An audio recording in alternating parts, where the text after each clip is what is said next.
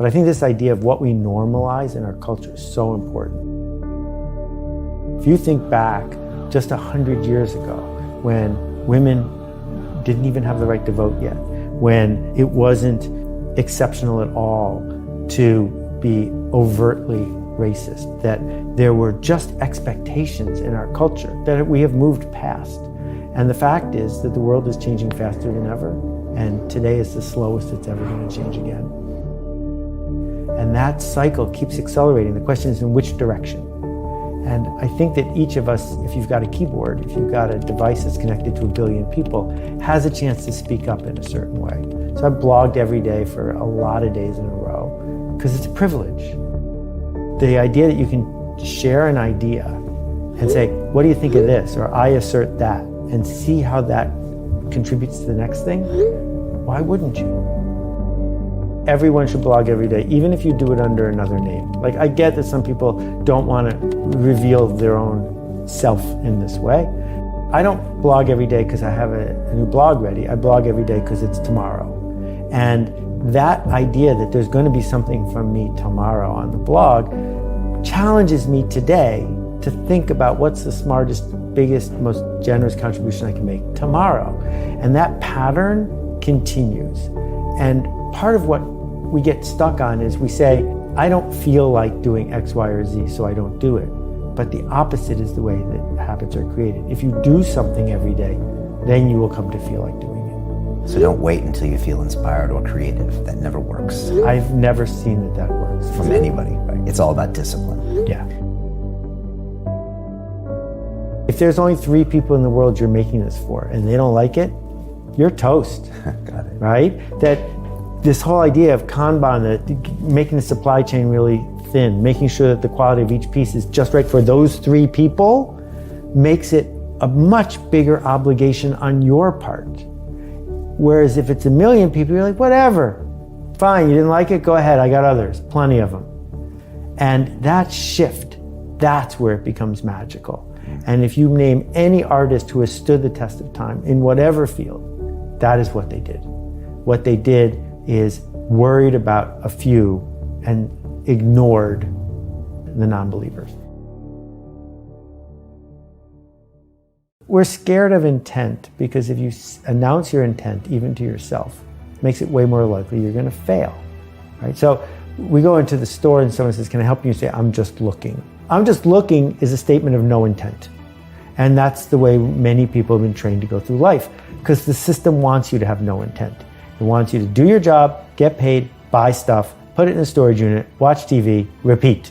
No intent. And as soon as we start having intent, we hesitate, because who are we to do it, right? We feel like an imposter when we have intent. But if you can announce your intent, then you can get to who exactly are you seeking to change? What change exactly are you seeking to make? So you know who has intent? Surgeons. If you go to a surgeon, she doesn't just accidentally cut you open. She says, you have a blocked vein or whatever. I'm going to go in there and fix it. Intent. It either works or it doesn't work. And that action, whether we work for a company or on our own, can fuel us doing ever better work, because we can say, I set out to do this, and it either worked and I'm sorry it did, or it worked and I'm glad it did, or I could have done it better and here's how. And how do you set intentions? Is it goals? Is it values? Is it a mission? For me personally? Yeah, and for anyone out there who wants to do it. Well, I think that all of us have no place to begin but with ourselves. What turns us on? What gives us a smile? What would make our late parents happy? What would happen to our status with our neighbors and our role in the community if X, Y, or Z happened? So we always begin there. Even the most selfless person on earth, you're diving into a shark-infested waters to save someone's life. Well, yes, saving their life is important, but part of the reason it's important is you want to be the kind of person that would have done that act and saved that person's life. Being that kind of person is better than walking away and watching them drown. So that's where we begin, which is getting clear in our head about what are the shifts we seek to make to become the person we want to be. And then there's a series of choices we have to make but I think they're easier if we have habits.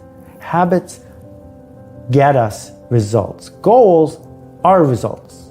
But you can't, having the goal of I'm going to make a #1 bestseller, that didn't tell me anything. Right? Whereas having the goal of I'm going to write every single day and I'm going to learn this and this, and maybe the byproduct is that there's a bestseller at the end, those are different things. So I'm way more focused on habits than I am on specific goals that are out of your control. Well, we need to clarify something right from the start. Okay. My definition of marketing doesn't match what some people's definition of marketing is. I do not define marketing as hype, advertising, promotion, scamming, selfish, narcissistic, short-term thinking, which is what a lot of people think of when they do marketing or when they are a marketer. I define marketing as anything we do that changes the culture for the better. If you're willing to take responsibility for the work you're doing and you're bringing something to the world, then you're a marketer. Because if you do it better, it's going to work better than if you don't. And so, yeah, I've written those bestsellers, but almost none of them belong in the quote marketing section because they're about things like culture or technology or how we organize to move forward. So have I been a marketer my whole life? I think everyone has, but I think that I've been more intentional about it from a really young age. Not because I was born with it, none of us were born able to walk or talk, but because I decided it was important and I practiced it. Okay. Were you always looking for ways to make yourself better or make the world better when you were a kid, or did that come later, through university and after that, when you started starting your own businesses and started writing? I was really lucky with where I grew up and how I grew up. I won the birthday lottery, and certainly with the privilege that comes from being born in 1960 and where I was born, but also my parents. My dad was the volunteer head of the United Way. My mom was the first woman on the board of the art museum in town. So Buffalo, New York is a little tiny place, not that big a community of people who are leading.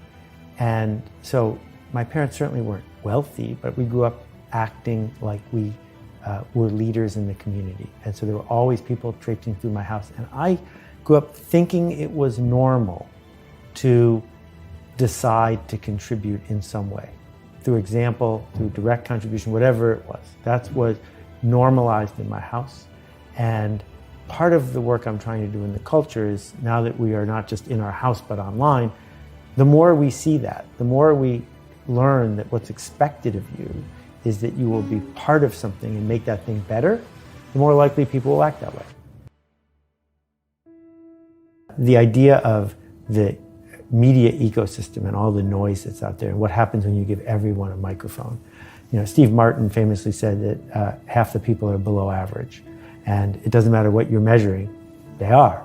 And the idea that we used to have a gatekeeper for who got a microphone was good and bad.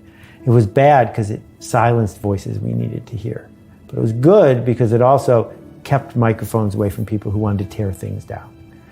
When I think about what is on offer from the social media networks, it's really important to decode this. You are not their customer. You are their product. You did not pay them to use Twitter or Facebook. They are selling you to someone else. So they've created a regime where they make us feel bad all day long. And the only way to feel less bad is to click something. That's the cycle that they've built. And the problem with that cycle and the easily measured number of how many followers you have is it pushes people to be prurient, pushes people to be angry, it pushes people to tear folks down, because that's what sells. If it bleeds, it leads, right? But it doesn't build a culture that we're proud of. The alternative is to say, I don't care how many people are following me, and I'm never going to hit the boost button, because my job is not to make Facebook happy, nor is it to make Twitter happy.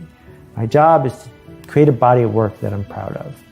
And if we can embrace the idea of a smallest viable audience, not the biggest possible audience, but what's the audience that could sustain you?